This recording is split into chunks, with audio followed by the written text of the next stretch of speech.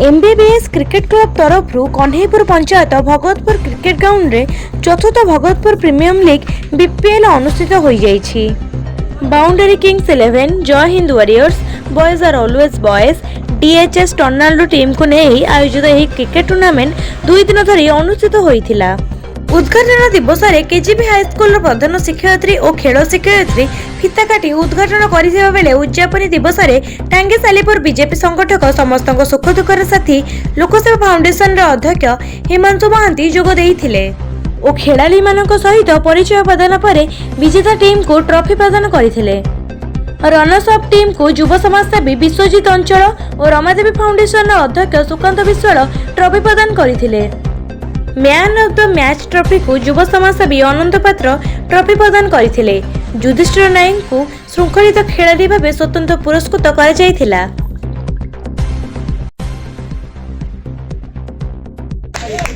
आज आपने जो मैच देखुछन्ते प्राय 12 वर्ष तले आमे ही आरंभ करिथिलु ए फील्ड रे मैच एमबीबीएस क्रिकेट टूर्नामेंट आमे प्रथम आरंभ करिथिलु जानो छुआ माने सारभाई माने आज एते वर्ष मध्ये आरंभ करि आछथि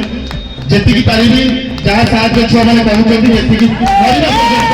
ए मैच चालू रहबो जेति की साथ मोर संभव करि आछथि एटा मध्ये पिला माने जानि छथि ता सेम गाड़ी चालू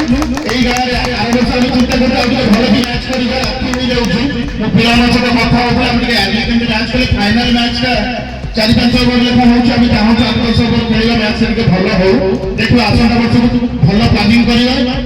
पूरा प्री प्लानिंग करके मैच केमती भलो टूर्नामेंट हबो आ हिमाचल को साहाय्य संपूर्ण सामो को रहउछि खाली मैच नहीं न हम गारे जते जहां फंक्शन हो तले ताको पाखु जाऊ से हमको जेति सब साहाय्य करछन्ते एमती हमको अनेक थांको गौरव करके कृपा करंतु जय जगन्नाथ। निश्चित आसी पहुंची सेतरे कोनोसी दुग्ध नाही कोनोसी संदेह मत नाही काई ना ए जो गां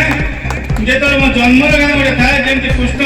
गोटे जगह जन्म होइले आ गोटे पालन नालपन होइले सेमति मु चंपत्र बोले जन्म हेले बतिया मु जो भगतपुर कन्हईपुर गां ना होसी कन्हई होसी कृष्ण ना तेणु करी एठी सब बेले सब समय आसी गली भक्ति ज्ञान होचे एवं जेतो कष्ट हेले मत आपण मन संगे रहिबी जय जगन्नाथ जय जगन्नाथ जय जगन्नाथ। टांगीचुदर ब्लॉक रु मनोज कुमार बारिंग रिपोर्ट एमबीटीपी ओडिशा।